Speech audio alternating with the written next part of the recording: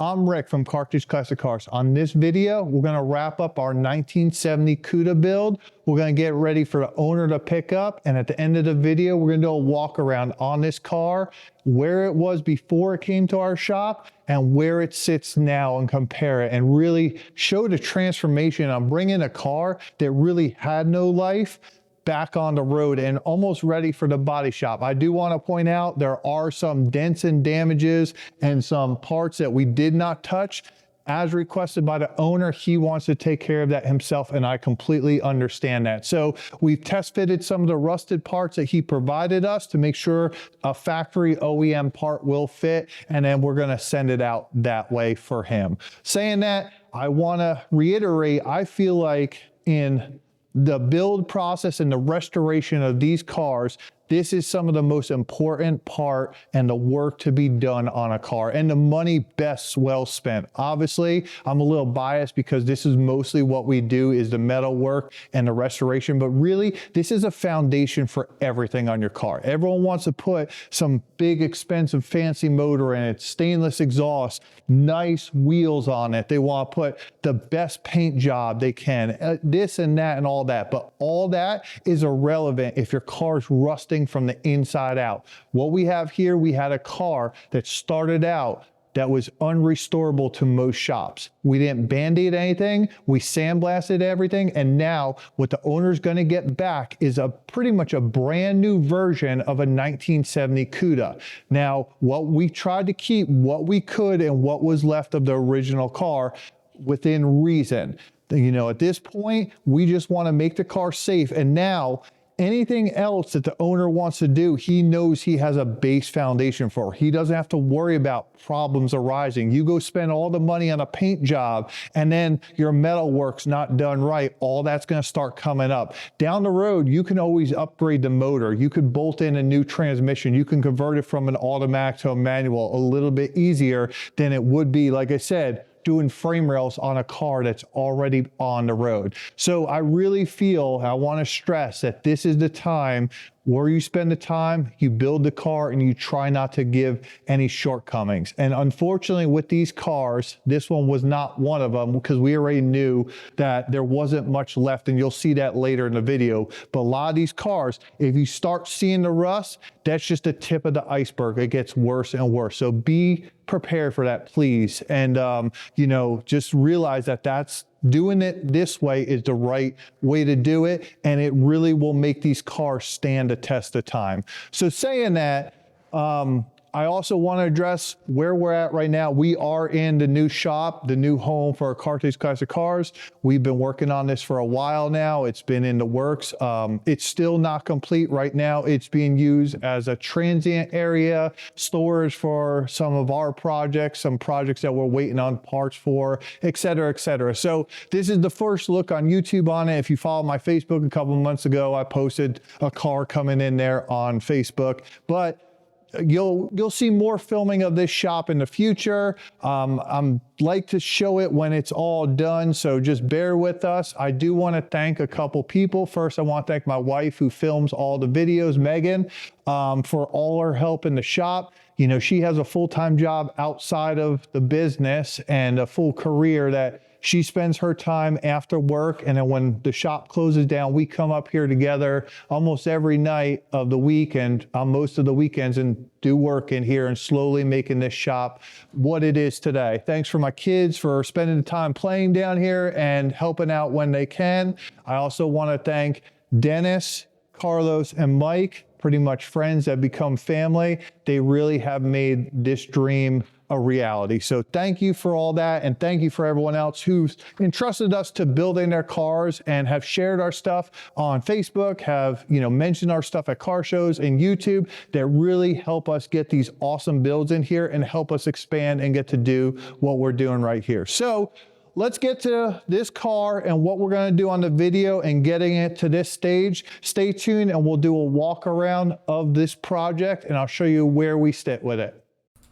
So the goal of this video to get it ready to transport back home is get it off the frame jig and get it on its suspension that it arrived. The owner will end up rebuilding all the suspension, so realistically we're just getting it where we could get the K-member off the front clip and bolt it on the car, and same thing with the rear end. Obviously this still has major issues on the suspension that need to be addressed.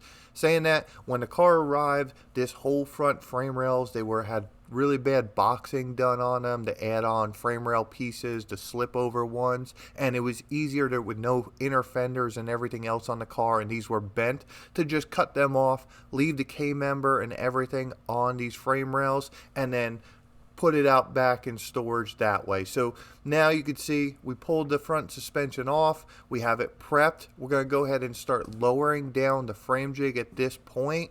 You know, whenever we build these cars, I always tell you I build on a level surface, and this is how we do them. We have these legs here that level out the frame table and everything else, so we know when we're putting these parts on, when we take measurements, everything is level. Lowering down the legs right now will allow us to get the lift under it, and now it makes the car more mobile left and right wherever we want to go, and then we obviously don't have to lift as high. Plus, you're going to see in a minute we're actually going to roll the frame jig out from the car, so that's why we're going to have to lower it first. After that, I went ahead and started unbolting the rear shackle mounts from my frame jig. So the bolt-on pieces on my frame jig are the rear shackle mounts, and then I have the front K-member that's part of the frame jig, you'll see in a little bit, that bolts into the front frame rails and holds this car. Down the center of the car, what I do, I have certain points that I also tack on the car, so if we can't use the bolt-on parts front and rear, I can use the tacked on pieces. So now I'm just end up cutting the couple tacks there. We'll go back through and just readdress those. There'll be a couple areas we're going to just have to fix from those parts that, you know, we might have put a little scratch from cutting off the actual jig piece itself. I add the two passenger side lifting arms on my mobile column lift after I get the lift in position. You can see this allows us to just get this car off the jig without taking and modifying the jig itself. This is really handy, so when we drop the next E-body car on here, you can see it should lay down through all these jig points, and then we can verify it's straight and everything else like that. So saying that, we have the front suspension that we took off previously on the video. We'll go ahead and drop the car all the way to the ground, and that should align the K-member bolts right up to the front frame rails. We're trying not to make this any harder. There's no reason to lift it up. I still have enough working room under there. So what I'm going to go ahead and do, I'm going to just get the front and rear K-member bolts started in place. And then once we're happy and they're all tightened down, we can fold up the upper control arms along with the spindles, and we're going to use the cam bolts, what's left of them. There are a couple bolts on the other side we're just going to stick in there for transport, because if you've messed with these cars over the ages, those upper control arm bolts, they're the first things to strip out, and you have to torch out a lot of times, especially on a car this rusted.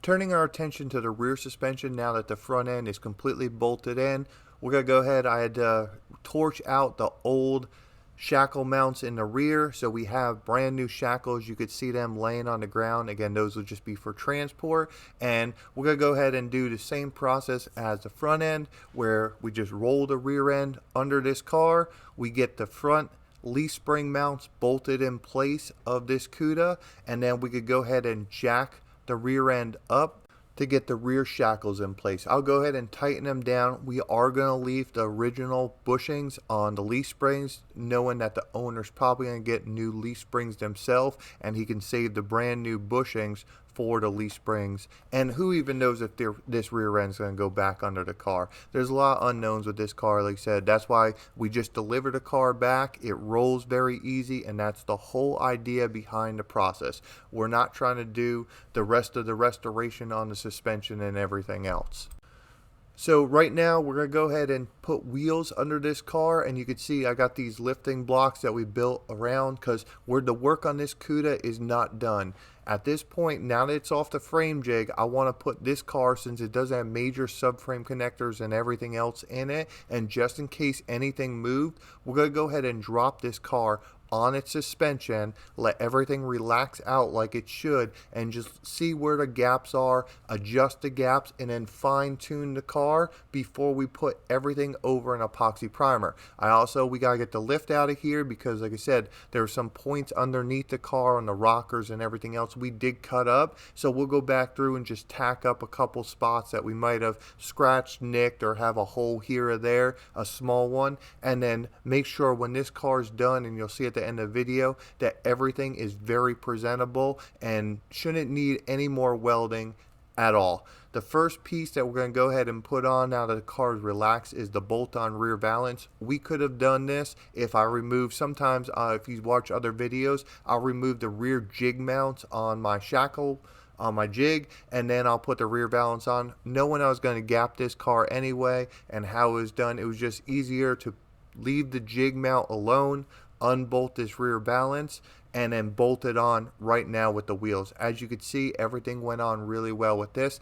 It is really rusted. It's got major damage on it. I believe the owner's going to end up getting another rear valance, and that's why we didn't mess with it. So right now, we're going to go ahead and just fine tune the door. I did notice, and I believe this is a problem with the Dynacorn frame rails. They did move up about a 1/4 inch when I let it go off the frame jig. I built a bunch of these e-body cars, and I've never had a problem with the AMD frame rails. Now, saying that, if you go back to the build series on this car, you could see all the issues we had with this Dynacorn front end. So realistically, I'm not trying to talk bad about the parts, but these doors did settle a little bit more than I've ever had one settle before. So not a big deal. Everything else still looks good. But what we did, we adjusted all the gaps on the car now that it's on its wheels, and now we can go to the full out gapping phase. Saying that, also, we're not going too crazy on the gapping. The owner wants more of a driver quality gapping, and we can't do too much gapping because the fenders are going to probably be replaced. So most of the time I'll take a little bit off the fender, a little bit off the door, and split the difference. Right now I'm going to just focusing on the door without making it look ridiculous where another fender should bolt right on in place. So now that, like I said, the car settled, the back of the car, everything's adjusted back to perfect where all the body lines line up, and I'm just grinding out the front center where, you know, the gap got a little bit tight on both of the top of the doors itself. What I'm going to do to make it easier, I left the hinges on the car so we don't have to readjust the car. We just got to do the in and out profile, and then we can get through it with a long extension from inside the front wheel. I'll go ahead and TIG weld up the gaps both sides to make sure I got a good penetration on everything that we ground down off the car with the TIG welder. Once I'm done and I have the gap looking completely, the edge, looking completely factory, Megan will help me, and you could see we could just put the doors back on the car, bolt them in place, and then we just got to adjust the in and out profile. And that's pretty easy in the grand scheme of things, knowing that the fender hasn't moved and the quarter panel hasn't moved. So you just line up the two positions and you're already centered on the hinges. So that's the way I like to do the gapping on these e-body doors, and I do this on Camaros, the Novas. Actually, the pickup truck behind this car was done the same way. That any car that we can get to the hinges and leave them on the pillars and just move them, get them out while just adjusting the profile, it makes things a little bit easier on the reassembly. Now that we got the front gapping done on this car, we're going to do the rear gapping on the doors to the quarters on the car itself. You can see most of this is just kind of adjusting the top and bottom edges. The gap itself looked really good in the center, so that's pretty common when you do the door skins on these cars. So same process. It's going to be done on the car this time. I'm going to just kind of TIG weld it if I have to cut it back enough where I actually split the edge of the door. So the TIG welder is going to be much smoother. There's going to be less work to do, and it's going to be easier to get straight. Something I'm not showing in this video is once you're done TIG welding, you take the surface prep disc with like an 80 grit pad on it and you grind down. A lot of times I'll take a file and actually file the edges so we know they're straight, because if you're freehanding this, a lot of times you get waves of these door edges. So a good solid file on the end will really help out. I do want to point out, you could see right here, I am grinding and prepping the skin, face, and the backside of the door before we actually work on the edges. You don't want to be taking, it'll be easier when you're taking your metal down on the edge of your door and blending it. So do that process first, and like I said, here we're freehanding it down, getting everything close, kind of get everything lined up, and then I'll fine tune it with the file at the very end. Be prepared if you do TIG weld an edge of a door skin, a panel, anything, a fender, that it will probably try to shrink in a little bit from the heat. That's another reason why we're going to use the TIG welder, is it's a softer weld and we can go ahead and hammer it back out and really get the profile looking really good on the door to quarter. That's what we're really focused on, getting them as close as we can where we don't need a lot of body work and the car does look a lot better. So now that we're done with the gapping phase, the owner asked me last minute that we're going to go ahead and install these rear torque boxes. So these are made by US Car Tool and they're a really good product. They don't look 100% factory if you're really specific and trying to build a complete factory replica, but this car is not that. It's not going to be that, and I believe that these are really strong for what they are. It's a good value for the price, and I really didn't do any trimming on the rear of these torque boxes. They fit really well. A little bit of grinding, I think, around the rocker was all it needed. So realistically, I do highly recommend these pieces. You could see how they install. We just kind of hold them up in place. Everything also, the epoxy primer was ground down to bare metal in the areas we're going to weld, and then we added some weld through primer. Same thing on these pieces. We completely stripped the mill scale off of them, and then we went and applied weld through primer on the inside. When we're done, and you're going to see a little bit in the video, and we spot in the epoxy prime the whole car, we're going to go underneath this car and go ahead and epoxy prime these pieces also.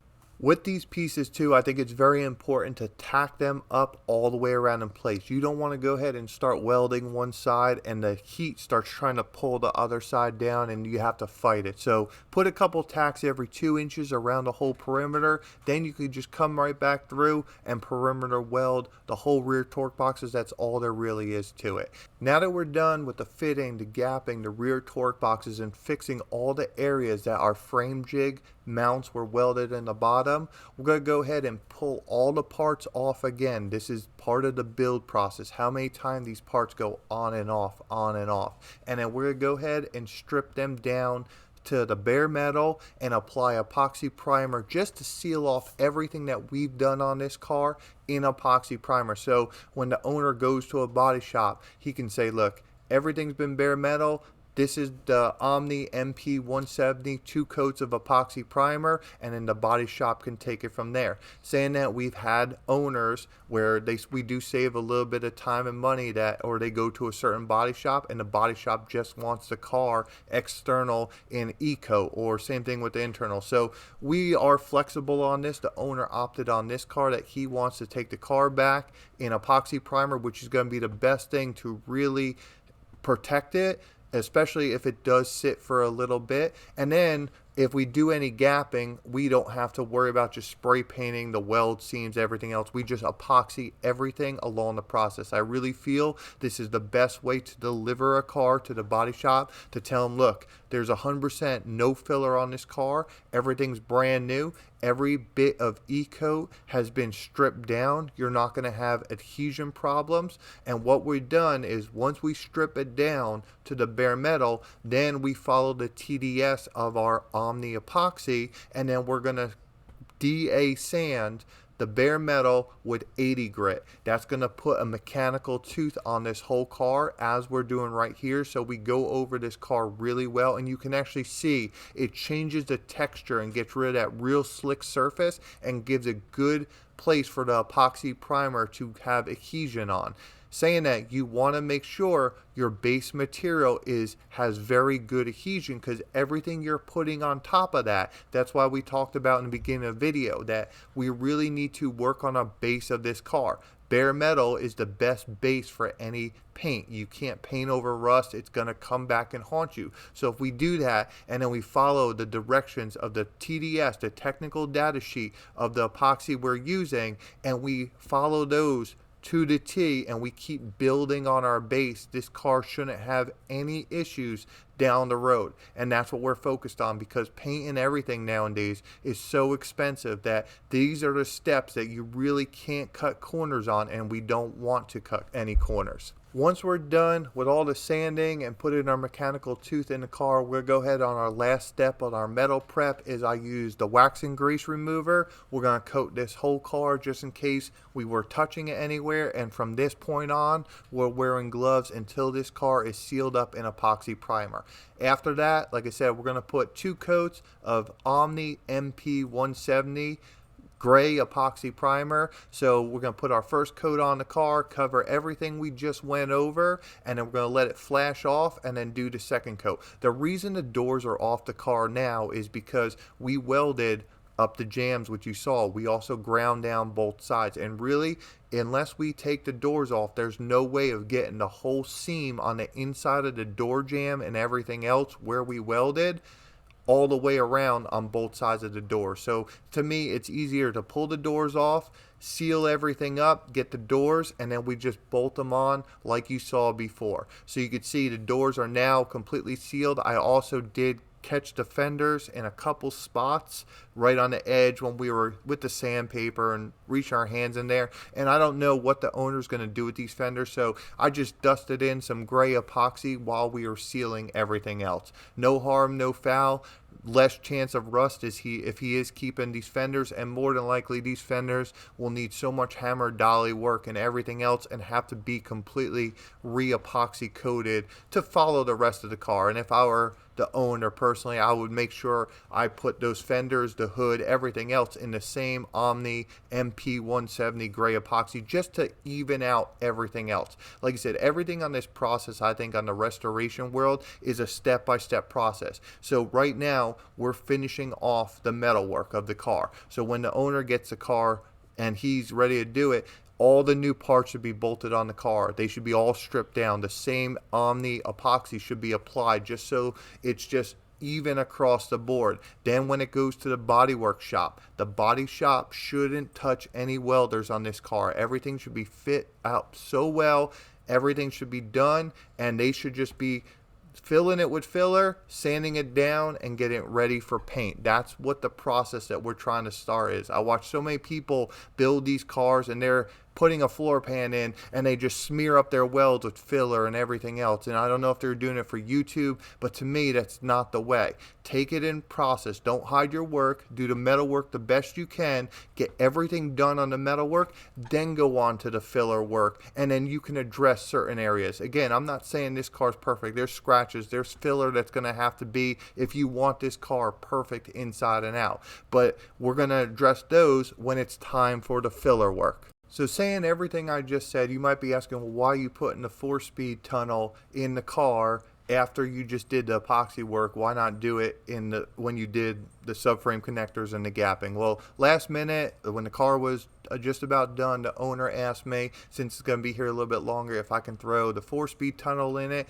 and just finish that off for him. So with the owner and what we're doing, we're pretty flexible, so we are going to adapt to the process. We're going to go ahead and just cut this 4-speed tunnel in, add it last minute. We're going to just grind down our epoxy we added on the floor around the perimeter edge, add some weld through primer. We'll go ahead and strip the 4-speed down like we did with the rest of the car to bare metal, add the weld through primer underneath. We're going to rosette weld it all the way around after we fit it back in place, and then we're going to run a perimeter bead on it. Saying that, this actually goes back to what I was just saying, another reason why you wouldn't want to body work your floor. Things always change. And if you body worked your floor and then down the road you decide you're going to add a 4-speed to the car, and I'm telling you, every one of these projects adapts over time and then changes. And when you do that, it one adds a little bit more time, but two, if you were going to spend all the time putting the filler on this floor pan right where it would need it in the center hump where the torsion bar is, that's where the most grinding was done, well, now all that filler will go ahead and just burn off.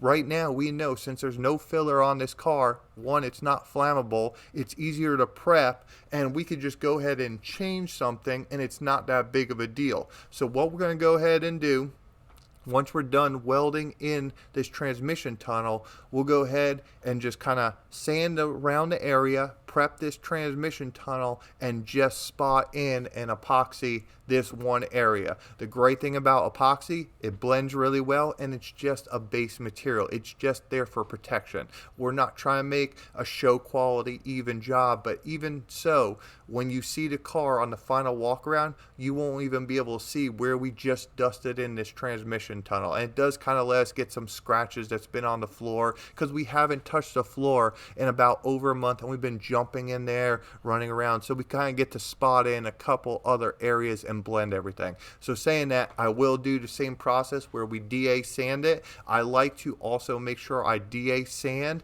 and get all the burnt up weld through primer around the edges. Epoxy doesn't like to stick to that heat treated area, so I really like to kind of get where I just welded back to bare metal, DA sand, and blend out the edges. And like I said, 2 more coats on this car. This should be the final step on what we're going to end up doing on this process, on this build of the car. I wish I was doing the whole car. This car, it's such a good base, and it's going to come out to be so nice of a project, but we can't finish them all. On to the next shop that's going to be able to specialize this and hopefully knock this car out in pretty quick time and give the owner exactly what he wants. So let's go through for our final thoughts on this whole project. All right, so we're going to quickly just go over this car, where it was at. If you remember, when it came to this shop, this car was completely rusted out. Pretty much everything was gone. We knew that we had to replace everything. There wasn't too much to be saved. Throughout the process,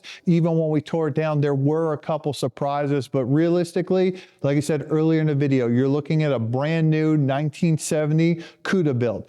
The good thing about this is we know everything on this car is sealed up. Like I said, we're getting a brand new car. There's nothing here that's converted over. No one slapped filler on some frame rails, and this isn't a flipper car. I really hope the owner gets to enjoy this car and keep it and cherish it for years to come. So saying that, there are a few parts on the car that you could see are not in gray. The owner has requested that he wants to take care of those himself. He's either going to find new parts, he might fix some of them. That's going to be up to his discretion. He just asked us to test fit them on the car and make sure they fit with the main body. So looking around the car, now we know what it looked like. Looking underneath the car, everything underneath this car except the rocker panels, and even them, we patched them up a little bit, but everything else is brand new, front to rear of this car, and it almost looks like at this point it's ready to paint. It needs a little bit of work, but realistically, this car is set to go, if it goes to the right shop, set to be a show-winning car, I feel, in the long run. Looking at the trunk here, obviously the trunk is going to be kept